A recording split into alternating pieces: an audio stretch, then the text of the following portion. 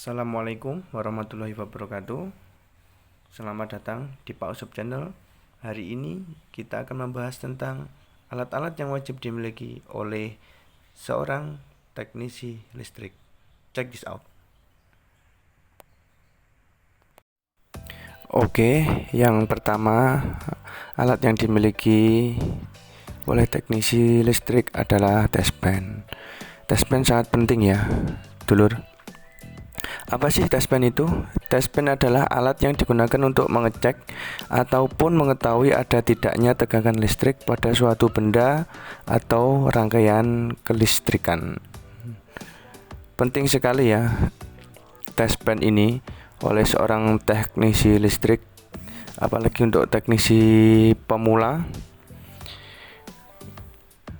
Berikut video yang saya tampilkan adalah cara untuk mengecek arus pada tegangan AC. Test-pen dimasukkan ke salah satu lubang stop kontak. Jika keluar lampu menyala seperti dalam video saya ini, maka ada arus listrik ya. Jika tidak ada seperti video ini, maka itu bisa min pada rangkaian listrik atau listrik tersebut tidak dialiri arus listrik pasang. Berikut ini ya cara mengecek di bagian stop kontak. Yang kedua, saya memiliki test-pen portable, jadi tidak perlu menyentuh komponen listrik. Kita akan mengetahui jika ada arus listrik yang mengalir pada suatu rangkaian. Pada test-pen saya ini, saya dekatkan dengan kabel yang teraliri arus listrik, maka lampu indikator akan berkedip seperti test-pen yang saya pegang ini. Begitu ya untuk test-pen. Lanjut, yang kedua, alat yang wajib dimiliki seorang teknisi listrik adalah tang. Yang pertama, tang potong. Seperti ini ya, tang potong bentuknya. Tang cucut. Dan yang terakhir, tang kombinasi. 3 tang ini sangat berangkaian ya, sangat penting sekali ya. Ibarat mereka sudah 3 serangkai jadi satu. Di video ini sambil akan saya contohkan fungsi dari beberapa tang di sini ya. Sambil kita lihat video saya tentang fungsi beberapa tang. Tang potong sendiri merupakan jenis tang yang berfungsi khusus untuk memotong kabel maupun untuk mengupas kabel ya, dulur. Untuk tang cucut,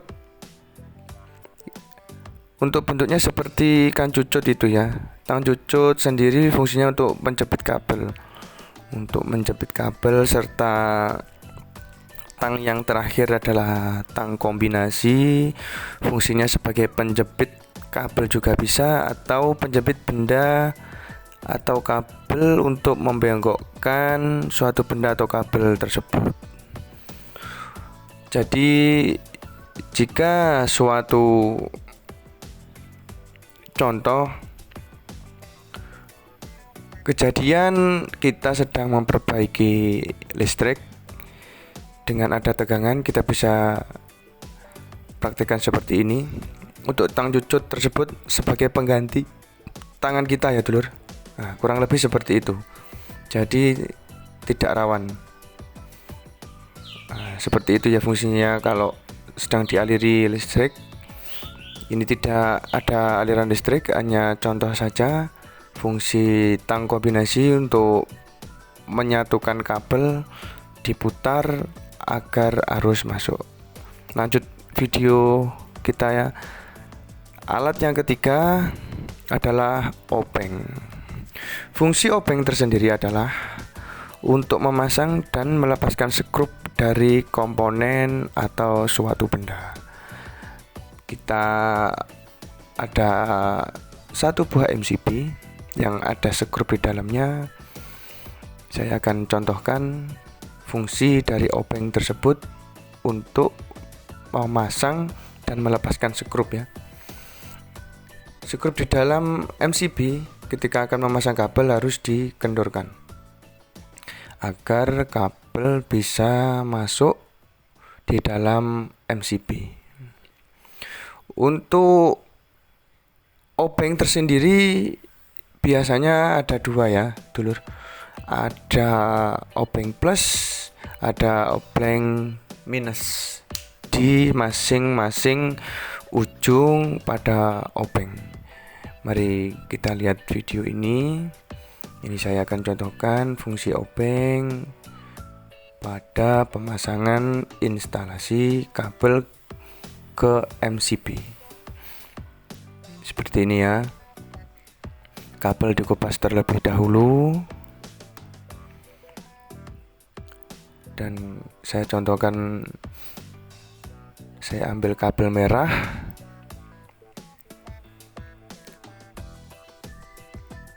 Fungsi tang potong tadi ya dulur, kita untuk mengupas kabel sangat gampang ya dulur jika ada alat-alat ini ya. Maka dari itu alat-alat ini wajib dimiliki seorang teknisi listrik, apalagi untuk dulur-dulur yang masih pemula belajar listrik. Mungkin bisa untuk membeli tang-tang tersebut ya, karena kalau kita sudah merapikan rangkaian listrik, alat-alat ini sangat bermanfaat untuk pekerjaan kita di kelistrikan. Untuk harganya sendiri sekitar, kalau obeng ini saya dapat bermacam-macam ya dulur. Kalau seperti punya saya ini ya sekitar 15.000 atau sampai 20.000. Kalau tang itu saya dapat sekitar harga 50 ya untuk satu itemnya. Itu pun tergantung dengan kualitas barang tersebut. Usahakan untuk obeng ataupun tang itu jangan ada di bawahnya masuk suatu benda yang bisa dialiri arus listrik ya dulur. Seperti obeng saya yang saya pakai ini bawahnya karet, maka kita jika memegang arus listrik tidak akan masuk selama kita tidak memegang besi tersebut. Oke. Berikut tadi adalah kegunaan dari obeng.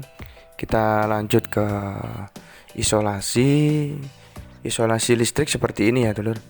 Isolasi listrik warna hitam. Untuk isolasi listrik sendiri banyak dan bermacam-macam. Ada warna merah, biru, tapi kalau saya sendiri untuk kerja di kelistrikan selalu memakai warna hitam ya dulur. Biasanya saya memakai merek nasional, itu sudah lumayan lah. Untuk harganya sendiri isolasi biasanya di kisaran antara 5.000 sampai 7.000. Ada juga yang sampai 10.000 ya dulur. Merek 3M itu lumayan emang, untuk harganya ya sesuai dengan kualitasnya ya. Tapi usahakan untuk pembeliannya isolasi bisa molor sedikit ya dulur, karena kalau isolasi listrik itu harus sangat rekat.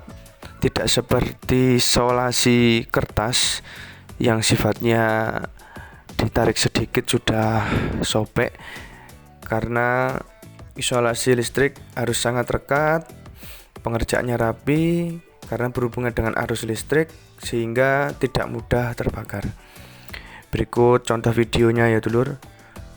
Contoh video fungsi dari isolasi, cara menisolasi sebuah kabel. Ibaratnya ini kabel sudah saya rangkai ya dulur, saya satukan. kita tutup tembaga dari ujung kabel agar tidak ada arus setrum atau arus listrik yang bocor seperti ini ya dulur. Kita tutup. Sudah aman ya, ibaratnya kabel ini telah dialiri arus listrik. Oke, yang kelima adalah avometer. Avometer sangat penting ya dulur, avometer untuk seorang teknisi listrik. Avometer sendiri adalah alat ukur yang digunakan untuk mengukur tegangan listrik ataupun resistansi pada sebuah benda. Di video ini akan saya contohkan dengan mengambil satu buah stop kontak. Kita akan lihat cara pengukurannya. Untuk belajar cara avometer sudah ada di video saya ya dulur, silahkan dicek di video saya yang lainnya, cara belajar avometer analog atau multi tester analog. Untuk dulur-dulur mau pakai avometer analog atau digital itu tidak masalah ya, sama saja ya fungsinya. Nah, ini contohnya, kita cek arus, jarum menunjukkan di 220 ya, sudah naik di 220, jadi listrik normal, untuk tegangan arus normal. Kita matikan, tidak ada. Kita nyalakan kembali, avometer berfungsi, jarum naik ke 220 volt. Kurang lebih seperti itu ya dulur, contoh dari pengukuran avometer.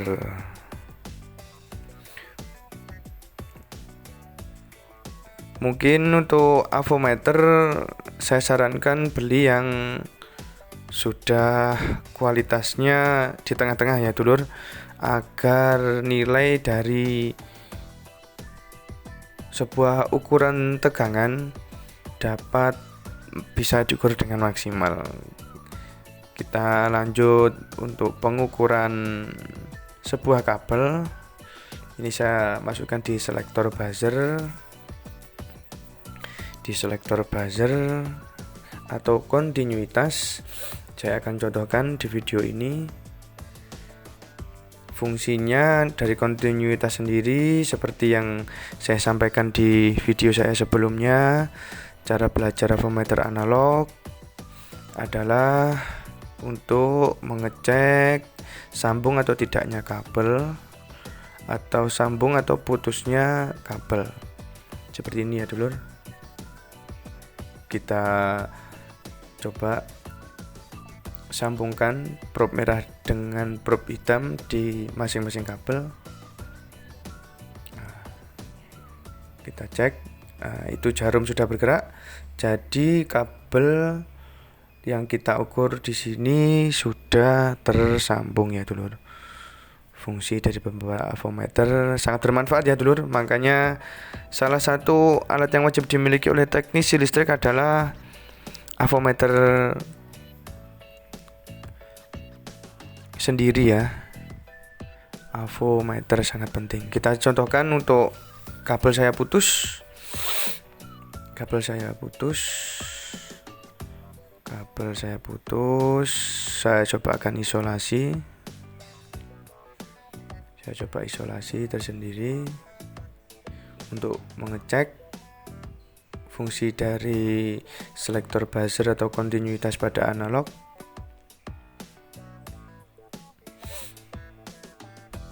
Oke, kita lihat jarum tidak naik ya dulur. Jarum tidak naik. Jadi kita tahu kabel yang kita sambung sudah putus. Jadi salah satu fungsi dari selektor buzzer atau kontinuitas adalah seperti berikut. Oke, dulur, salah satu alat yang wajib dimiliki oleh seorang teknisi listrik adalah yang kelima adalah avometer.